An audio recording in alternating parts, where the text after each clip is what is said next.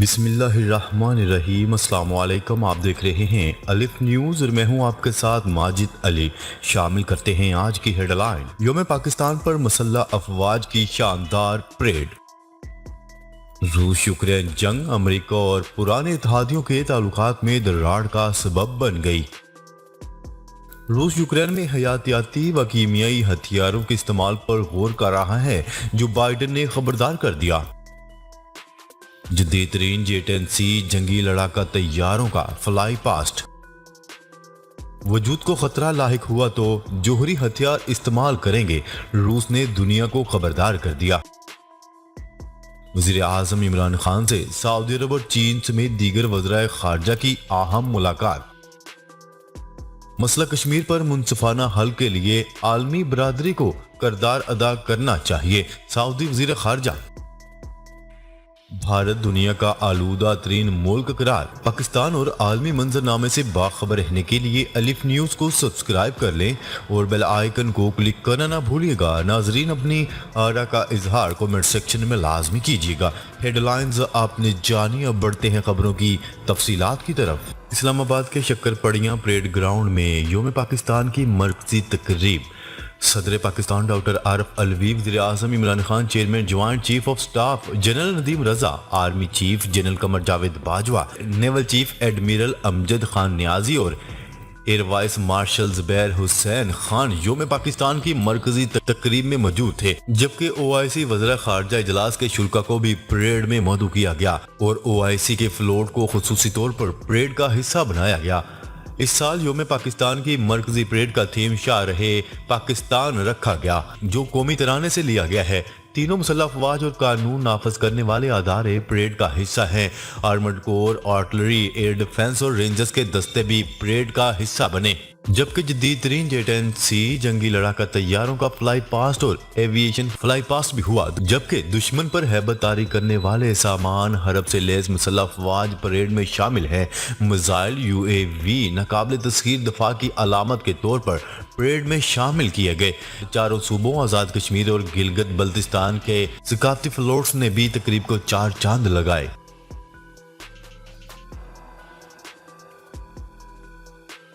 خبر کے اگلے حصے میں بات کرتے ہیں۔ روس یوکرین جنگ کی وجہ سے امریکہ اور اس کے پرانے اتحادیوں کے درمیان تعلقات میں دراڑیں پیدا ہو گئیں۔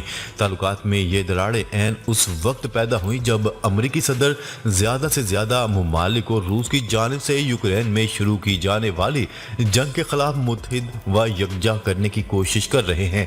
نیوز رپورٹ کے مطابق الجزیرہ کی رپورٹ کے حوالے سے بتایا گیا ہے کہ روس یوکرین جنگ کے باعث امریکہ اور اس کے اتحادی سعودی عرب اور متحدہ عرب امارات کے درمیان قائم تعلقات میں دراڑیں پیدا ہو گئی ہیں۔ رپورٹس کے مطابق جو بائیڈن انتظامیہ اس وقت ایک عالمی اتحاد تشکیل دینے کی کوششوں میں مصروف ہیں، جو دراصل روسی صدر ولادیمیر پوٹن کی جانب سے اعلان کردہ وار آف چوائس کے خلاف ہو، لیکن حیرت انگیز طور پر امریکہ اور اس کے پرانے اتحادیوں کے مابین تعلقات میں دراڑیں دکھائی دینے لگی ہیں۔ اس سلسلے میں شام کے صدر بشار الاسد کے دورہ متحدہ عرب امارات کی مثال دی گئی ہے، جو گزشتہ ہفتے ہوا۔ حالانکہ دمشق کے ساتھ تعلقات استوار کرنے کے حوالے سے واشنگٹن ماضی میں کئی مرتبہ واضح طور پر خبردار کر چکا ہے۔ واضح ہے کہ شام جنگ کی ابتدا کے بعد سے بشار الاسد کا دورہ متحدہ عرب امارات کسی بھی عرب ممالک کا پہلا دورہ ہے جو 2011 کے بعد ہوا۔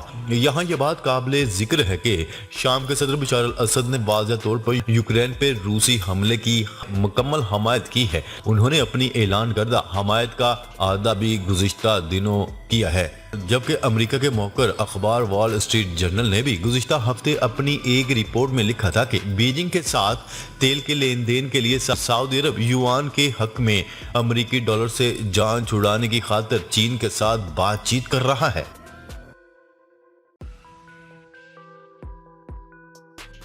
خبر کے اگلے حصے میں بات کرتے ہیں۔ امریکہ کے صدر جو بائیڈن نے دعویٰ کیا ہے کہ روس یوکرین میں حیاتیاتی اور کیمیائی ہتھیاروں کے استعمال پر غور کر رہا ہے۔ عالمی خبرسا ایجنسی کی رپورٹ کے مطابق امریکی صدر جو بائیڈن نے یہ بات واشنگٹن میں کاروباری شخصیات سے ملاقات کے دوران کہی۔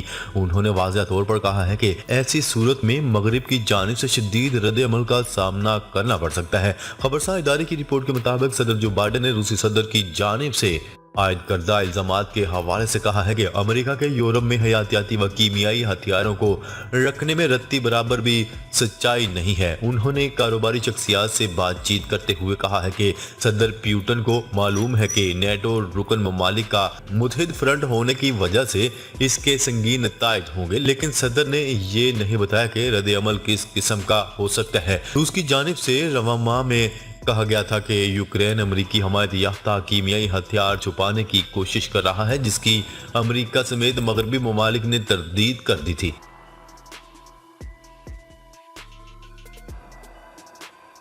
خبر کے اگلے حصے میں بات کرتے ہیں چین کے زیر استعمال دنیا کے جدید ترین جیٹ-10C لڑاکا طیاروں کی دوسری کھیپ آج عوامی جمہوریہ چین سے پاکستان پہنچ گئی۔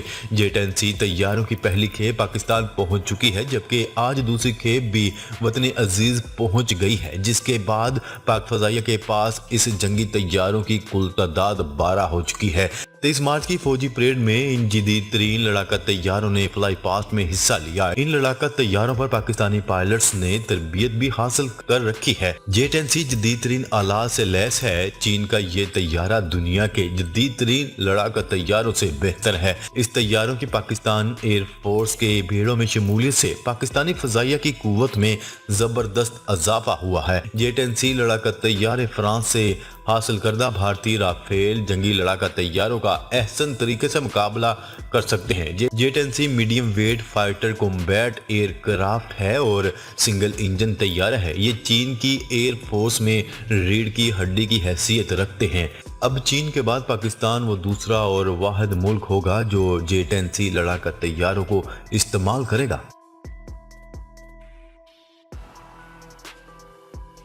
خبر کے اگلے حصے میں بات کرتے ہیں روس نے خبردار کرتے ہوئے کہا ہے کہ اگر اس کے وجود کو خطرہ لاحق ہوا تو جوہری ہتھیار استعمال کرنے سے دریغ نہیں کریں گے۔ غیر ملکی خبرساں ادارے کی رپورٹ کے مطابق ترجمان کریملن نے کہا ہے کہ ملک کی سلامتی سے متعلق ہمارے اصول متعین اور پبلک ہیں اور جوہری ہتھیار متعین اصولوں کے تحت استعمال کریں گے۔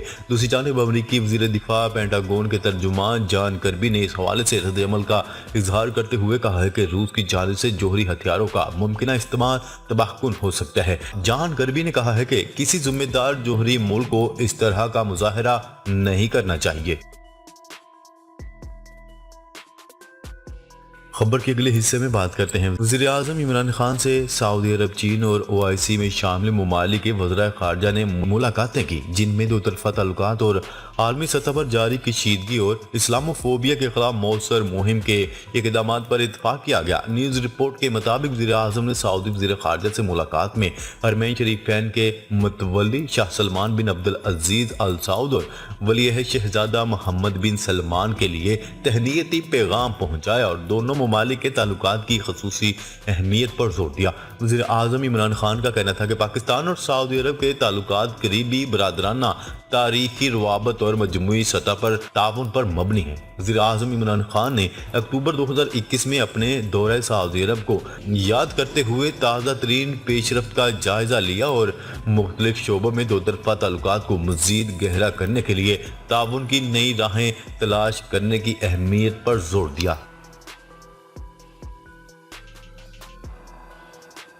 خبر کے اگلے حصے میں بات کرتے ہیں سعودی عرب کے وزیر خارجہ شہزادہ فیصل بن فرحان آل سعود نے OIC اجلاس میں کہا ہے کہ مسئلہ کشمیر پر منصفانہ حل کے لیے عالمی برادری کو کردار ادا کرنا چاہیے۔ تفصیلات کے مطابق OIC وزراء خارجہ اجلاس سے خطاب میں سعودی عرب کے وزیر خارجہ شہزادہ فیصل بن فرحان آل سعود نے OIC اجلاس کی میزبانی پر پاکستان کا شکریہ ادا کرتے ہوئے کہا ہے کہ اسلاموفوبیا کے خلاف اقوام متحدہ میں پاکستان کا کردار قابل تعریف ہے۔ اسلاموفوبیا کے خلاف 15 مارچ کو عالمی دن قرار دینے سے بین الاقوامی ہم آہنگی میں مدد ملے گی۔ شہزادہ فیصل بن فرحان آل سعود کا کہنا تھا کہ انسانی بنیادوں پر ٹرسٹ فنڈ کا قیام خوش آئند ہے۔ ٹرسٹ فنڈ کے ذریعے نقل مکانی کرنے والے افراد کی مدد کی جائے گی۔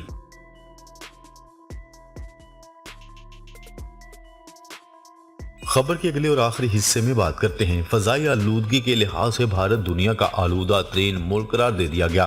عالمی ادارے IQ Air کے مطابق دنیا کے 100 آلودہ ترین شہروں میں سے 63 کا تعلق بھارت سے ہے۔ IQ ایئر کے مطابق دنیا بھر میں ایشیائی ممالک میں آلودگی کی شرح سب سے زیادہ ہے۔ رپورٹ کے مطابق دنیا کے 100 آلودہ ترین شہروں میں سے 63 بھارتی ہیں، جبکہ پہلے 15 شہروں میں بھی بھارتی شہر ہیں، جن میں زیادہ تر ریاست ہریانہ اور اتر پردیش کے شہر ہیں۔ جی تو ناظرین، اب تک کے لیے اتنا ہی۔ مزید خبریں لے کر بہت جلد آپ کی خدمت میں حاضر ہوں گے۔ تب تک کے لیے اپنا خیال رکھیے گا۔ اللہ نگہبان۔